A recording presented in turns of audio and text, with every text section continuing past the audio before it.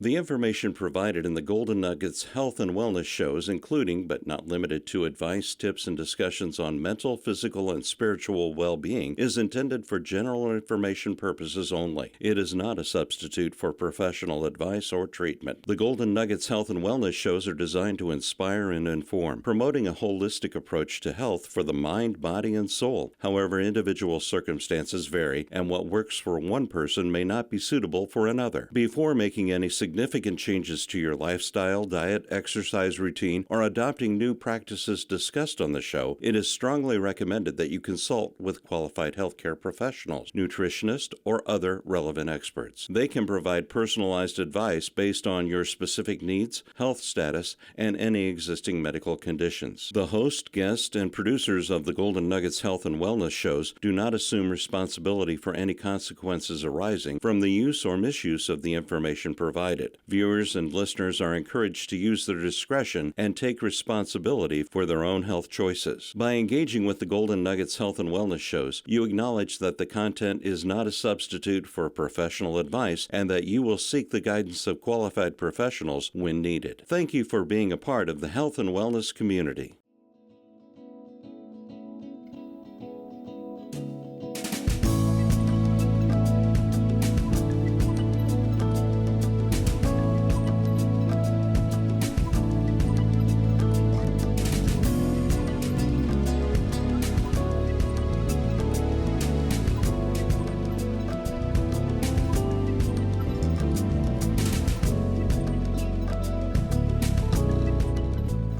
Welcome to Golden Nuggets Health and Wellness Show, the television program that's redefining self-care for the mind, body, and soul.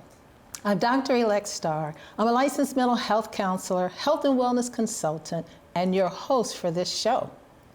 Our mission is simple: to empower you with creative and innovative self-care strategies that help you prosper and be in good health even as your soul prospers.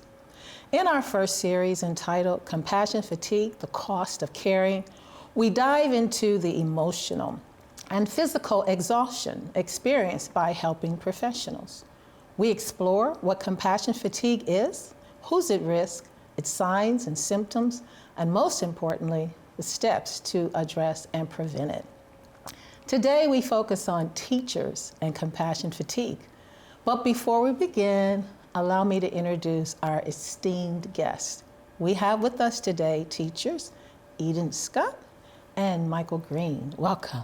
Thank you for having me. So glad to have you both. Thank you. It's good to be So here. I'd like to ask you, we'll start with Ian. Yeah. Would you tell us a little bit about you? So a little bit about me is I'm interested in quite a bit of things. Of course, I'm an educator, educating since 2016. But I'm also a financial coach. I'm also a photographer. I've had history in graphic design. So I find interest in just lots of things just to kind of keep my mind going. I enjoy reading something that I just absolutely love. Just love getting knowledge from other people.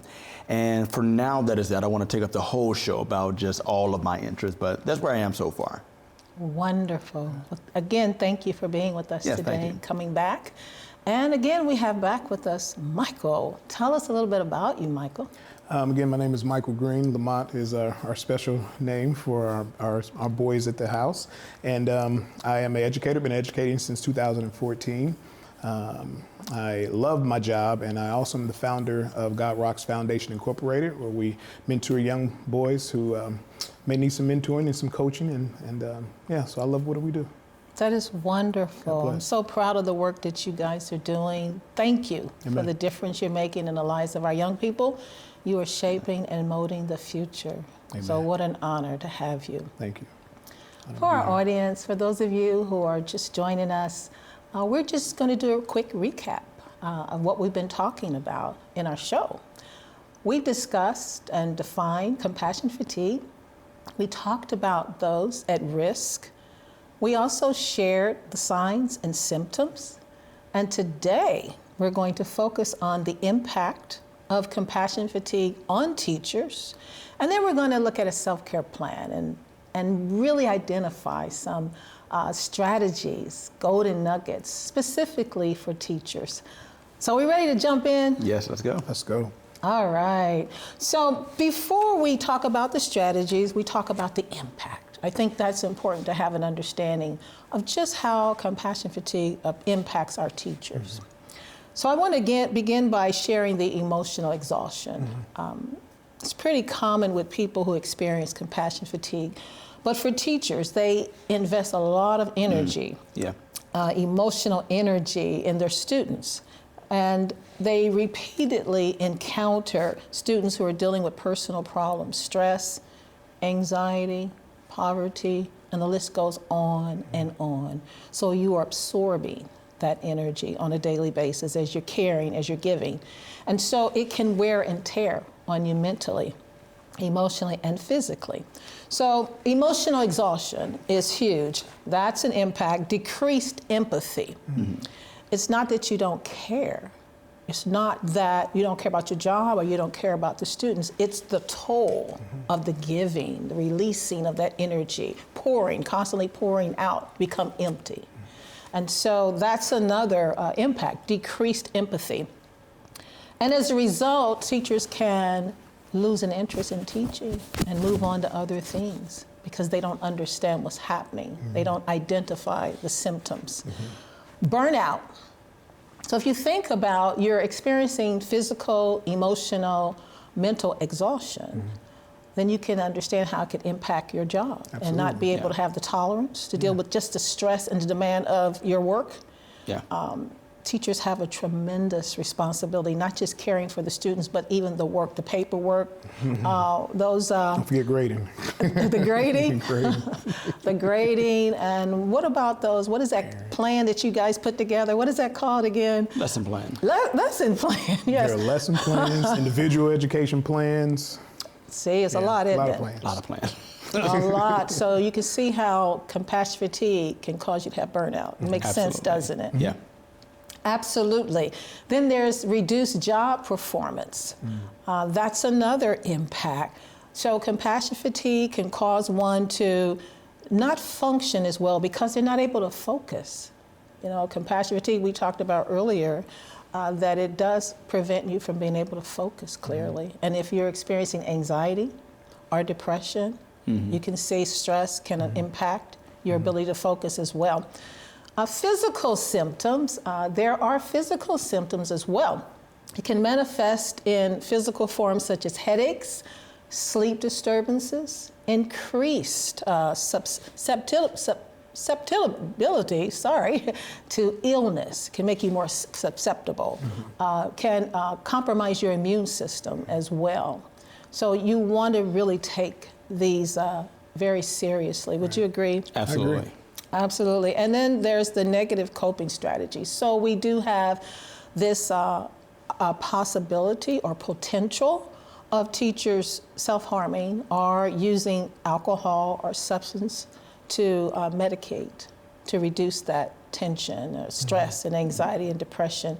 And then the last is high turnover. That's another impact on teachers. It can lead to high turnover rates within the profession, and many teachers leave the profession due to emotional and physical toll.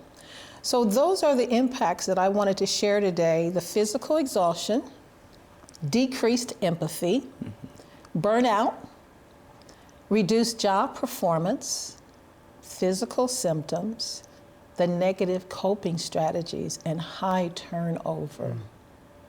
Any thoughts on the way compassion fatigue impacts our teachers? Any thoughts? Absolutely. Depending on the degree of compassion you have, also depends on kind of the wear and tear.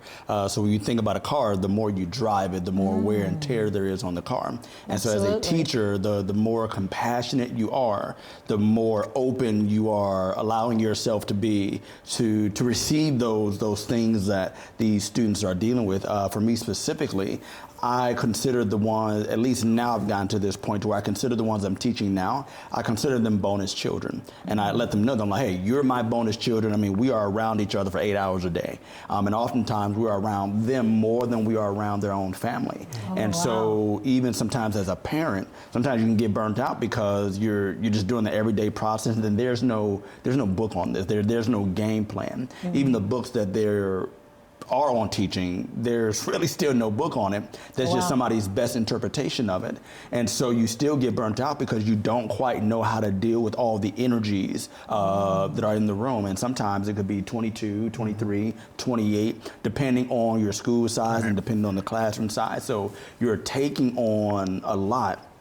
And burnout happens more, again, when you increase the number of students, or when you increase the workload, or when you increase the amount of compassion you have. And sometimes we can't just turn that compassion off. Wow, it's pretty powerful. As you were talking, I couldn't help think about this analogy that I've heard. It says, it's impossible to walk through water without getting wet. And it's impossible to do this kind of work, this caring, compassionate, caring work, and not be impacted on some level with compassion fatigue. And so, as you said, the higher or the wider the capacity to have compassion, then the wider that door is for you to, the risk of having compassion fatigue. So it's not suggesting that teachers are doing anything wrong. In fact, they're doing everything right. They're caring. Right. And you know, when you normally think of symptoms, you think, well, I must be doing something wrong, right? Not in this case. You're doing what's right. You're caring. You're supporting. You're being that, what I want to call like a blanket. You bring comfort to so many students, and support and care. In fact, I've heard testimonies of people who said it was their teacher that made the greatest impact in their lives. And I'll never forget, there was this one celebrity I went to listen to, and he told the story of his teacher that impacted his life. That when he became a celebrity, every year he bought her a television so she could see him on TV. It was just so funny. But teachers have a profound impact. So while you're making a difference, I want to encourage you to just be aware of those signs and symptoms, and to take care of you as you take care of others. Does that make sense? Yes. Absolutely. Michael, what are your thoughts on the impact of compassion fatigue on teachers, and is there anything that stands out to you? The impact is broad. It will impact your, not only your classroom performance, but it will also impact the way you interact with your students.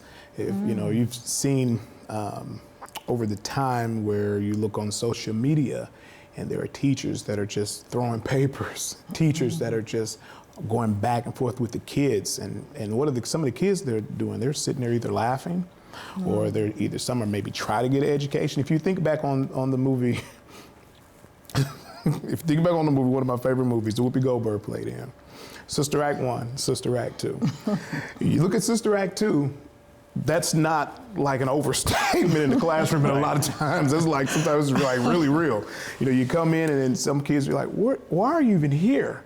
However, what she did was she understood what they needed, and she honed in on what they needed.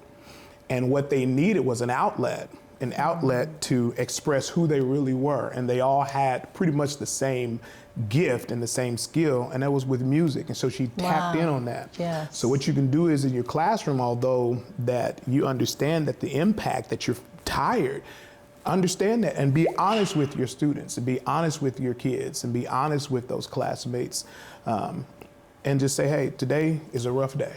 Mr. Greene's having a rough day. Can you help me out? And see how that will change the atmosphere versus going in, I don't feel like doing nothing, you gonna sit down, I'm gonna call your mama, call your daddy, and some of them like, call them, I ain't ever talk to them. You know, so it's one of those sorts of deals that you deal with. So the impact can be either negative, or you can impact that, that in a positive way to shape your classroom into what you want it to be. Wow, so it sounds like that self-care piece is huge, isn't it? Absolutely. That when you take care of you, you can do a better job of taking care of your students. Absolutely. Well, we're going to pause, take a break, and we're going to come back and talk about self-care. Okay. How does that sound? Sounds good. Let's do it. Good. This has been awesome. Well, tune in. We're coming right back, and we're going to talk about self-care. What are those self-care strategies to reduce compassion fatigue? Don't go away. We'll be right back.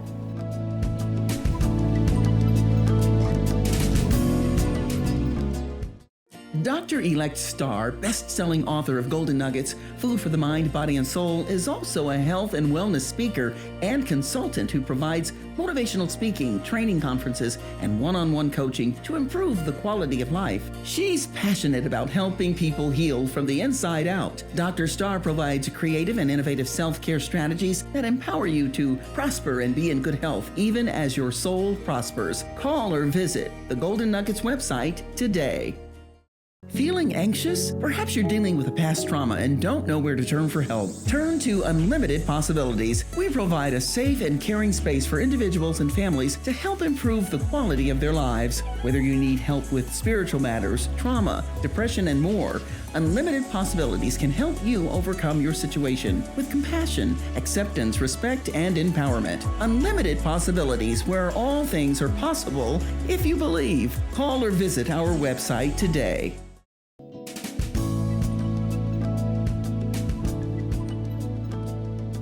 Welcome back to Golden Nuggets Health and Wellness Show, food for the mind, body, and soul. For those of you just tuning in, I'm Dr. Starr, licensed mental health counselor, health and wellness consultant, and your host for this show. We're talking about compassion fatigue, the cost of caring. Our focus today is teachers and compassion fatigue. Our esteemed guests joining us today, Ian Scott and Michael Greene. We're delighted to have you both today. Thank you. It's been a wonderful experience talking about compassion fatigue.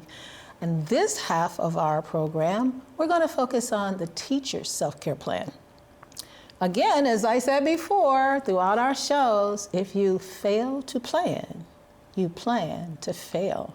We've been talking about the problem, and now we're going to talk about the solutions. Creating a self-care plan for our teachers. It's essential to ensure teachers can effectively support their students while maintaining their own well-being. Teaching can be demanding. It's a very demanding profession, as our speakers have already told us. And taking care of themselves is so crucial. So here's a self-care plan that I've tailored just for teachers. Now we know that, first of all, a self-care plan is personalized. Everybody's different. Our needs are different. Our lifestyles are different. Our time is different. So it's important to consider these are just recommendations, ideas for you to consider taking care of you. So our first recommendation is setting boundaries. And I want to add setting healthy boundaries. Setting boundaries involves just establishing clear work hours and stick to them. And Ian, I believe you said that, didn't you? Yes, ma'am. Keeping work at work and home at home. And that's exactly what we're talking about here. Avoiding taking work home whenever possible. And I know there's a teacher going out there, that's impossible. I have to say. So we emphasize whenever possible. Communicate your boundaries to colleagues, students, and parents. I think it's important that when you're going to set boundaries, don't just set boundaries and then all of a sudden you change and everybody's going, what's your problem? Or why are you acting this way? Why are you being difficult? So people can misunderstand what you're doing. Sometimes it's just good to communicate. I'm taking better care of me. I'm setting self-care boundaries in place. This is why I'm not doing this any longer. Or this is why I'm saying no. It's not because I want to be rude or mean. I'm just making healthier choices. So communicating is very important. For your mental and emotional health, practice mindfulness or meditation to reduce stress. And there are so many meditation techniques out there, guys. It's just so many. I love imagery. Imagery is where you simply sit in a quiet place, a comfortable place, and you imagine being in a place that's a place of comfort for you, a place that brings you peace. I love the beach, so I love just closing my eyes and seeing the beach, the beautiful sun rising or sun setting, the waves and the birds flying over the waves, and it just brings me so much calmness. That's an example of mindfulness. Another example is simply thinking of all the things you're grateful for and just thanking them. It might be keeping a journal, a gratitude journal, and just every day realizing what you have as opposed to what you don't have. Those are just a few examples. But seeking regular supervision or counseling if needed is important. I mean, after all, look at your workload that you guys described. Look at the emotional wear and tear of supporting your children who are struggling, not just academically, but emotionally, right? Psychologically. Right.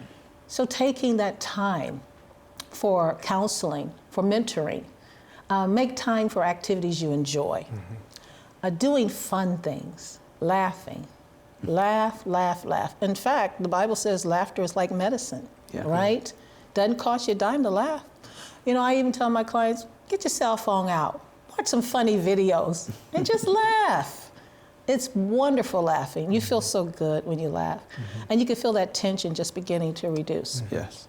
Other things such as singing, even dancing, you know, whatever helps you relax and feel good. It might be being with friends, just hanging out with good friends, fellowshipping. Whatever works for you, but make time for activities you enjoy. That's very important. Prioritizing your sleep. So when we think of physical health, getting at least between 7 and 9 hours of sleep. Everyone's different, because I know my body does not sleep for 9 hours. I mean, I would love for it to, but it just doesn't. So I'm up 4:30 every morning, and I'm like, really? And it's like, yep, get up. Get up. I would love to sleep longer, but my body just says, no, 6 hours works for you, kiddo. Get up, get busy. Right. So everybody's different, right? But the main thing is getting adequate rest. I think that's important. That's good. When you feel tired and drained, slow down, rest, take a power nap, take care of you. And of course, maintaining a balanced diet, staying hydrated, exercising regularly, and everybody's exercise program looks different. But the main thing here is to move that body, right? And do it on a regular basis. It helps to reduce your stress and anxiety and helps you to feel good. Yep. Stress management is another strategy I'd like to share with you. And it's identifying your stressors and develop a coping strategy. So what is stressful? Is it the morning that's stressful for you? Maybe preparing with meditation or prayer or even self-care, or affirmations or positive self-talk even to get you ready for that day. Whatever is going to help you prepare for your day to manage those stressors. And we don't want to forget even consulting with your physician. If you find that you are experiencing physical problems, just speak to your physician about it. Take care of you is what we're really focusing on today, practicing self-care strategies. Deep breathing is something you can do any time of the day. I love deep breathing. I do it so much, I do it and I'm not even thinking. Like I started to show off deep breathing. When I'm done, I'll be doing deep breathing. It's just a wonderful way of reducing that anxiety and that stress. And it just relieves you, calms you, helps you to center. I love deep breathing. And there are all kind of deep breathing techniques out there, guys. And then of course, how about hobbies, activities that help you to relax? All of these are examples, and before I go any further, I'm going to let my guests comment on these strategies that I'm recommending: the setting of boundaries, the mental and emotional health, the physical health, the stress management. What do you guys think about so far what we're talking about? How does it resonate with you? I think setting boundaries is probably, for me, the most important ones. As teachers, sometimes we're saying yes to almost everything, and as somebody that's so compassionate, where we're saying yes to this person and yes to that person, again, we're giving out marbles everywhere. So at some point, we got to learn how to say no, because a no is just as powerful as a yes.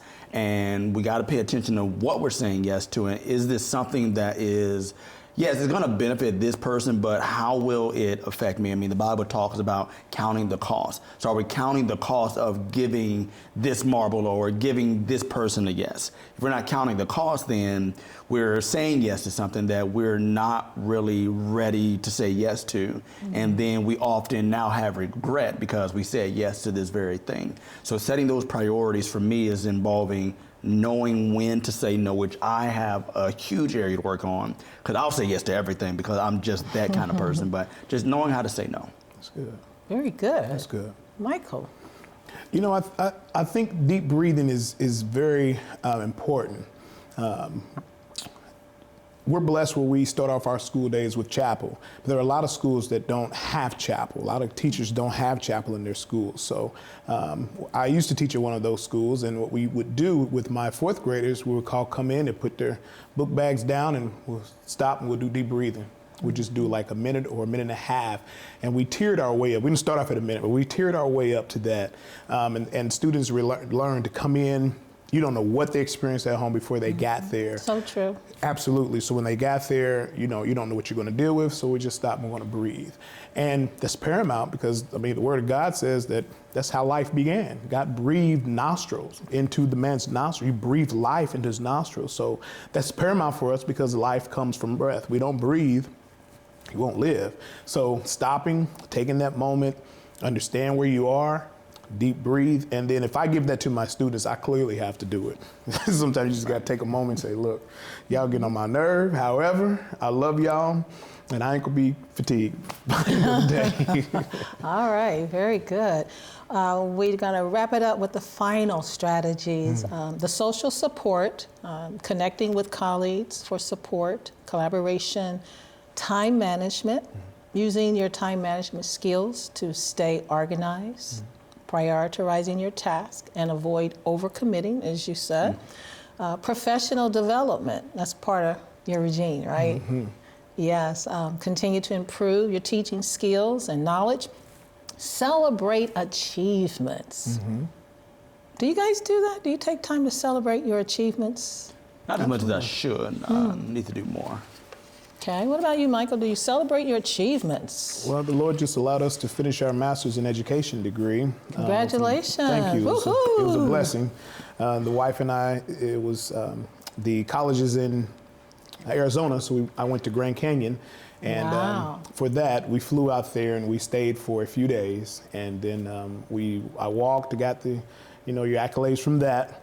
But my main focus to go going not only just was to walk, but to have that time with my wife and just to chill out. And we looked at the scenery, and my mom had the kids, and then her dad had the kids. So we just kind of let y'all have it. Y'all know how to raise kids. So we gave them to them, and then we just took our time, and then we just came back. So I think celebrating your achievements, and we also give that to the students. A lot of time I'll take my students, we'll go, and we'll just have a lunch outside of the campus. I'm celebrating them as well. And this is another opportunity for me to not just be in the classroom, but to celebrate my students' achievements as well. Beautiful. And congratulations again. Thank you. It is a remarkable accomplishment. Praise God. Thank you. Yes. And the last one was simply to reflect and adjust. And that just simply means regularly assessing your self-care plan and making adjustments. So remembering that self-care, it's not selfish. Right. By no means. It's a necessary part of maintaining your well-being. And we're coming to the end of our show. I want to thank you again, Ian and Michael, for being with us today. Yes, and ma'am. thank you for Appreciate joining the us opportunity. today. Yes, it's been a great show, great information, and I'm so excited that we've provided helpful information for you. Amen. So that you may prosper and be in good health, even as your soul prospers. So we're going to say goodbye for now. Take care and be well.